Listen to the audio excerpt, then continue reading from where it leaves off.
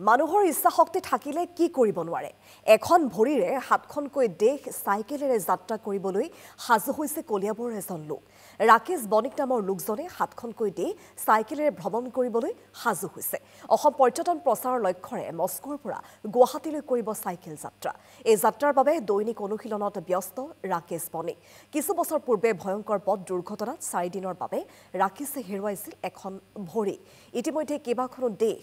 এখন ভৰিৰে চাইকেল চলাই সফলতা বুটলিবলৈ সক্ষম হৈছে ৰাকেশে মুখ্যমন্ত্ৰী ডক্টৰ হিমন্ত বিশ্ব শৰ্মাই সাক্ষাৎ কৰি ৰাকেশ বণিকক শুভেচ্ছা জ্ঞাপন কৰিছে ৰাকেশৰ এই যাত্ৰাৰ ফ্লেগ অফ কৰিব মুখ্যমন্ত্ৰী ডক্টৰ হিমন্ত বিশ্ব শৰ্মাই আৰু এই সন্দৰ্ভতে সতীৰ্থ সাংবাদিক পংকজ শইকীয়াৰ এক প্ৰতিবেদন আগবঢ়াইছে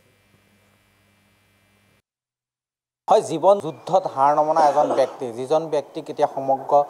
ভাৰতবাসীয়ে চিনি পায় আৰু তেওঁক নতুনকৈ চিনাকি কৰাৰ কোনো প্ৰয়োজন নাই তথাপিও আমি চিনাকি কৰি দিব খুজিছোঁ কলিয়াবৰৰ আমবাগানৰ ৰাকেশ বণিকক যিজন ৰাকেশ বণিকে এখন ভৰিৰেই গোটেই বিশ্ব চাইকেল চলাই ঘূৰি ফুৰিছিলে আৰু ইতিমধ্যে তেওঁ কিন্তু মস্কোৰ পৰা গুৱাহাটীলৈকে এক চাইকেল যাত্ৰা আৰম্ভ কৰিব আমি তেখেতৰ বাসগৃহত আছোঁ পোনে পোনে আমি দৃশ্য দেখুৱাম এইজন ৰাকেশ বণিকে মস্কোৰ পৰা এইবাৰ যাত্ৰা আৰম্ভ কৰি গুৱাহাটীত তেওঁৰ যাত্ৰা সামৰিব আৰু চাইকেলখনকে বিগত 10 বছৰ ধৰি জীৱনৰ সাৰথি কৰি লৈ পেলাই তেওঁ কিন্তু দেশ বিদেশ ভ্ৰমি ফুৰিছে একমাত্ৰ অসমখনক বিশ্বৰ দৰবাৰত প্ৰতিষ্ঠিত কৰাৰ উদ্দেশ্যে আৰু সেই উদ্দেশ্যে তেওঁ এইবাৰ মস্কোৰ পৰা যাত্ৰা আৰম্ভ কৰিব পোনে পোনে আমি কথা পাতিম প্ৰথমতে আপোনাৰ যি যাত্ৰা প্ৰথম সেই যাত্ৰাৰ কাৰণে শুভকামনা জ্ঞাপন কৰিলোঁ থ্যাংক ইউ ভেৰি মাছ সঁচাকৈ মানে প্ৰথম কথাটো আপোনাক ধন্যবাদ জনাইছোঁ কি ৰাতিপুৱা মোৰ ঘৰত আহিছে আপোনালোকে আৰু আপোনালোকৰ চেনেলৰ যোগেদি মই সমগ্ৰ অসমবাসীক ৰিকুৱেষ্ট কৰিম যাতে মোক আশীৰ্বাদ কৰে কাৰণ কি এটা ডাঙৰ মই মানে পদক্ষেপ লৈছোঁ আৰু বিকজ অসমবাসীৰ আশীৰ্বাদ নহ'লে এইটো মই ছাকচেছ কৰিব নোৱাৰিম হয় মোৰ যাত্ৰা যিটো আৰম্ভ হ'ব কৰিব বিচাৰি আছোঁ সেইটো মস্কো ৰাছিয়াৰ পৰা গুৱাহাটীলৈকে আৰু অলমষ্ট এইটো 9ৰ পৰা 10,000 কিলোমিটাৰ হ'ব 4 মাহত কমপ্লিট কৰিম বুলি ভাবিছোঁ আৰু এই যাত্ৰাটো মই কোনো মোৰ নিজৰ পাৰ্চনেল ৰেকৰ্ডৰ কাৰণে মই কৰিব বিচৰা নাই কাৰণ কি মোৰ অলৰেডি ৰেকৰ্ড আছেই মই ভাবিছোঁ যে কিবা এটা চাইকেল চলাওঁ যেতিয়া মই তেতিয়া মানুহবোৰে মোক চায় বহুত মানুহে মোক লগ ধৰে চ' বিদেশতো সেম একেটা কথা মই দেখিছোঁ চ' মই ভাবিছোঁ যে আমাৰ অসমত ইমান মানে টুৰিজিয়াম স্কোপ আছে মানে ইমান আমাৰ কলা সংস্কৃতি আছে আমাৰ কালচাৰ আছে আমাৰ থলুৱা খাদ্য আছে চ' সেই গোটেই ওভাৰঅল কথাবোৰ যাতে মই সেইবোৰ দেশত মই ক'ব পাৰোঁ আৰু ইনভাইট কৰিব পাৰোঁ যাতে আমাৰ মানে অসমত আহক অসমক এক্সপ্ল'ৰ কৰক আৰু আমাৰ টুৰিজিয়ামক মানে আহি চাওক আমাৰ অসমত কি আছে চ' সেইটো ভাবি কিনে মই এইটো যাত্ৰা আৰম্ভ কৰিম আৰু সেইটো 4 মাহটো লাগিব ক'লৈ তো মস্কোৰ পৰা কোন দেশ হৈ পেলাই আপুনি আহিব মস্কোৰ পৰা মই কাজাকিস্তান পাম কাজাকিস্তানৰ পিছত মই কিৰ্গিস্তান পাম তাৰপিছত মই চাইনা পাম তাৰপিছত মই টিবেট পাম তাৰপিছত নেপাল পাম তাৰপিছত মই মানে ইণ্ডিয়াত সোমাই গুৱাহাটীত মই শেষ কৰিম কেনেধৰণৰ চৰকাৰৰ ফালৰ পৰা সহায় এতিয়ালৈকেতো আমাৰ সন্মানীয় মুখ্যমন্ত্ৰী ছাৰে মোক যথেষ্টখিনি হেল্প কৰিছে ইভেন কি আমাৰ আসাম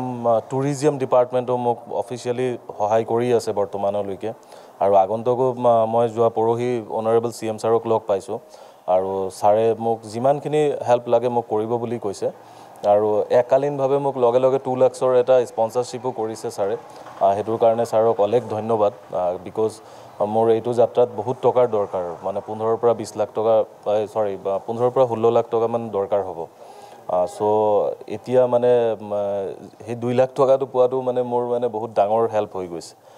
চ' এতিয়া তেনেকৈ আগবাঢ়িছোঁ এতিয়া চাওঁ কি হয় আৰু এপ্ৰিল মাহৰ ফাৰ্ষ্ট উইক নহ'লে ছেকেণ্ড উইক মানত মই ওলাই যাম বুলি ভাবিছোঁ তাত যিহেতু আপুনি এটা কথা উল্লেখ কৰিছে তাত এটা অনুষ্ঠান হ'ব সেই অনুষ্ঠানত আপুনি উপস্থিত হয় আপোনাৰ তাতে মস্কোত আমাৰ যেনেকৈ ইয়াতে আমাৰ বিহুৰ ফাংচন হয় বহাগৰ ফাংচন হয় তাতে মস্কোতো আপোনাৰ 18th of এপ্ৰিলত এটা ডাঙৰ ফাংচন আছে আৰু সেইটোত মোক ইনভাইট কৰিছে আৰু তাতে স্পেচিয়েলি আমাৰ ইণ্ডিয়ান কমিউনিটি যি আছে NRI যিমান আছে সিহঁতৰ ফাংচন হয় তাতে হেজাৰ হেজাৰ মানে মানুহ আহিব চ' মোৰ কাৰণে এইটো মানে খুব ডাঙৰ এটা প্লেটফৰ্ম হ'ব যিহেতু মই অসমক টুৰিজিয়ামক প্ৰচাৰ কৰিব গৈ আছোঁ চ' মোক তাতে স্পেচ দিব যাতে মই কি কথা ক'ব বিচাৰিছোঁ চ' NRIবোৰকো যদি মই ৰিকুৱেষ্ট কৰোঁ যে মোৰ মেছেজটো দিওঁ যাতে অসমক আহক আমাৰ টুৰিজিয়ামক এক্সপ্ল'ৰ কৰক চ' সেইটোৰ কাৰণে মই 18th of April আগতে মই তাতে মস্কো পোৱাকৈ মই যাম বৰ্তমানলৈকে 9 বছৰত কিমান যাত্ৰা কৰিছে অলমষ্ট এতিয়ালৈকে মোৰ 21,000 কিলোমিটাৰ হৈ গৈছে 21,000 কিলোমিটাৰ হৈছে কিন্তু বাট এইটোত মোৰ ডেইলি যিটো প্ৰেক্টিছ আছিল সেইটোক ইনক্লুড কৰি এইটোক লগাইহে 21,000 হৈছে আৰু মোৰ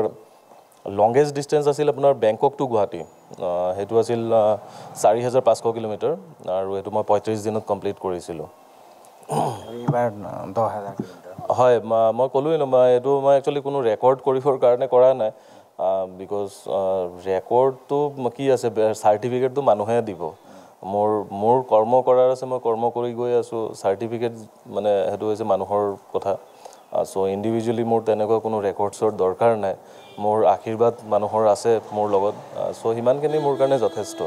মোৰ কথা ইমানখিনি যে মই মোৰ মাতৃভূমিৰ কাৰণে কিবা এটা কৰিব পাৰিলে এটলিষ্ট মই মৰাৰ পিছতো মোক মনত ৰাখিব মানুহে চ' মোৰ কনচেপ্ট সেইটোৱেই হয় নিশ্চয়কৈ আচলতে খুব সুন্দৰ বাৰ্তা মাতৃভূমিৰ কাৰণে কিবা এটা কৰাৰ হেঁপাহ এইজন ৰাকেশ বণিকৰ আৰু বিগত 9 বছৰত প্ৰায় 21,000 কিলোমিটাৰ চাইকেল চলাইছে আৰু অদম্য হেঁপাহ